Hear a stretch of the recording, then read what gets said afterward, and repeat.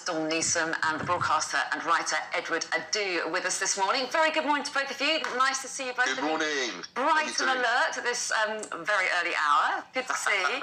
So first of all, let's kick off with the front page of the Times, shall we? Dawn, I know you wanted to talk about this. This is hard on the heels of the High Court ruling that the government could go ahead with its first deportation flight to Rwanda on Tuesday. The Times have got an interesting angle on it. What are they saying? Absolutely. This is an exclusive of the Times and the Mail today, so work that one out. But it is Prince Charles has privately described the government's policy to send migrants to Rwanda as appalling.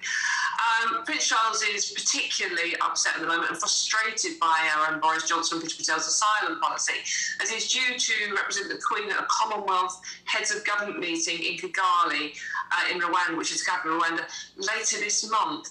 And as you've just said, quite rightly, Anna, the High Court did say that the flights could go ahead. They weren't illegal despite the challenge. And we don't know how many are going to be on that flight at the moment, but I think there have been 10,000 migrants that have illegally crossed the channel already this year, which is a record high for this time of year. And I think it's probably 100 maybe on this flight. We don't know yet. I mean, there is a legal challenge, an appeal going into the High Court judgment yesterday. But, I mean, Prince Charles, I mean, he does have history in talking out about things. I mean, you remember those famous spidery letters he wrote to Tony Blair's government on everything from the environment to architecture to whatever else was going on at the time. So he does have history, unlike his mum, the Queen, who has notoriously never complained, never explained, and has kept her political opinions very close to her. In fact, we pretty much know nothing about what the Queen thinks about any of the 15 prime ministers she's ever worked with. So it's interesting that Charles has spoken out. And what is very interesting about this story, Anna, is that they are not, it's not being denied. I mean, normally the palace would put out a statement saying, no, this is not true. But Clarence House, which is the official spokespeople for Prince Charles, is saying it's not, well, he hasn't denied it, which is very interesting. But I mean, I think a lot of people are frustrated and confused by this policy. And the fact that Charles has spoken out about it, I think has annoyed a lot of people, as well as sort of like people thinking that it is an inhumane policy backing his opinion. But the question is, should the future monarch be so outspoken on such a controversial issue as this? Well, yeah, I mean, he no doubt would say it was in private, and as you say, not denied by the spokesperson, but they did make it clear that he wasn't trying to influence government policy. But it'd be quite interesting to see if this does get picked up and it does move the story on at all.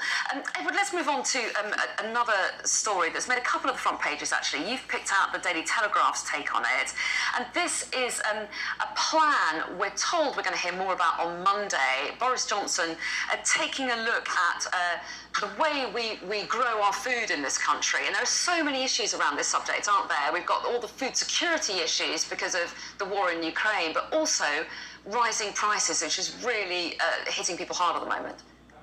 Indeed, Anna, and this is a plan which apparently is the first which has been unveiled in 75 years of food strategy. The Prime Minister Boris Johnson is going to announce this on Monday, and it's connected really because of the increased prices, the cost of living with food prices in Ukraine. Now, farmers are being urged to put more resources into fruit and vegetables. And I walked into my local supermarket 2 weeks ago, and I'm a big fan. I love my chicken. And chicken thighs are usually about sort of £2.50, £3 from my local supermarket.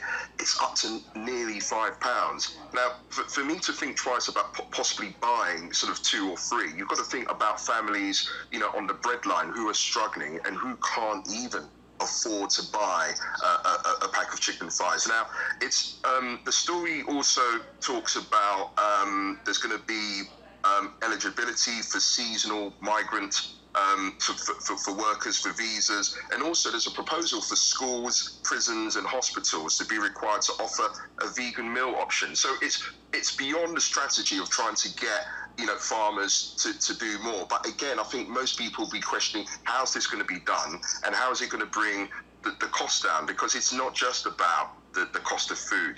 Petrol is spiraling out of control, and I think it's a crucial time now, possibly for full government to think, look, how can we ensure that people are not paying more? Because as I mentioned, walking into the supermarket and seeing the increased cost of chicken, it's not just chicken, there's other items of food which are just through the roof, in terms of the increases. And of course the petrol price is affecting the price as well, because it pushes up the cost of transportation, doesn't it?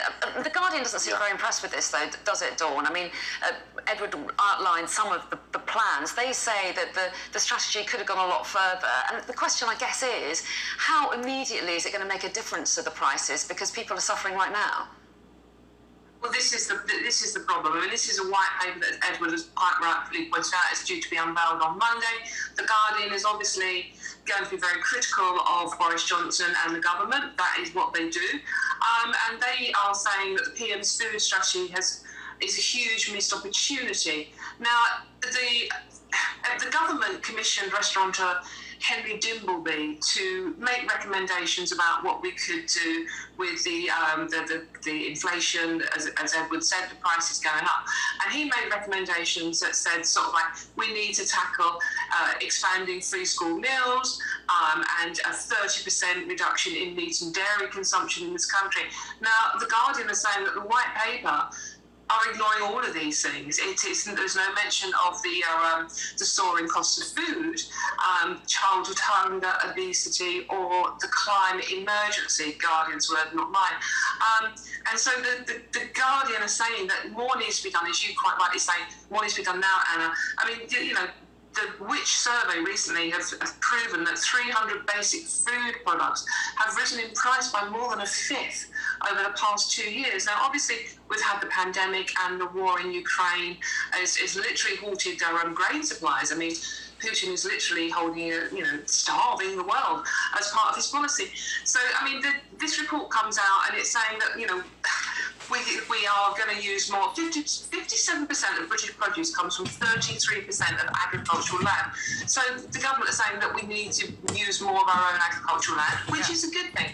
But it's really probably not going to be enough to help families, as Edward's quite rightly pointed out, that are suffering now.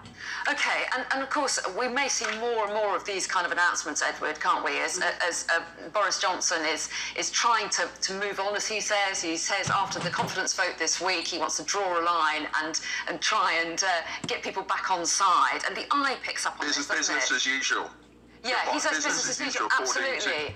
But not according to the eye. They're saying that those rebels aren't going anywhere. What exactly are they hinting at? So what they're saying is that they're kind of waiting for the reaction to the by-elections in Tiverton and Honiton and also Wakefield. So what they want to do is they want to kind of use the similar tactics used to oust Theresa May. Now, apparently this is how they're going to do it. 65 local party chairmen are going to call a general meeting, and then they will decide what will happen to the Prime Minister. Apparently, nothing may come of it, but again, it's the threat from the rebels who are kind of waiting to see what happens with the results. And I mean, clearly, there's still sort of anger, there's still indifference within the party, and those rebels will do what they can in order to try and get the Prime Minister out. But, as I mentioned, you just pointed out rightly a couple of minutes ago, it's business as usual. I mean, with all these other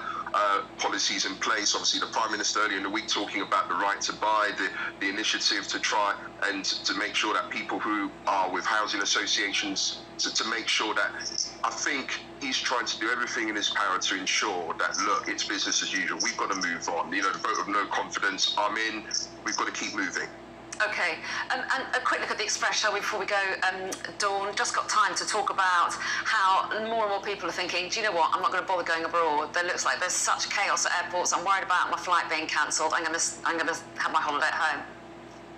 Absolutely, Anna, and I'm with people on this. I'm thinking now. I really want to go abroad, where you got guaranteed weather, but I just can't face the fact of the airport chaos and queues issues and luggage problems. I just really can't face it, so I'm thinking of doing this myself. However, the good news is that temperatures are set to soar to in the 80s by next weekend, and bookings across all sectors, hotels, camping, cottages in this country have soared back up to 88%. So, and it's good for the economy that we're all staying home and spending money here. Well, that's true. That's very interesting. We will talk about your holiday in the next hour, Edward, no doubt. You will both be back, but for the moment, we must leave it there. Do stay with us. Thank you. Lots more coming up.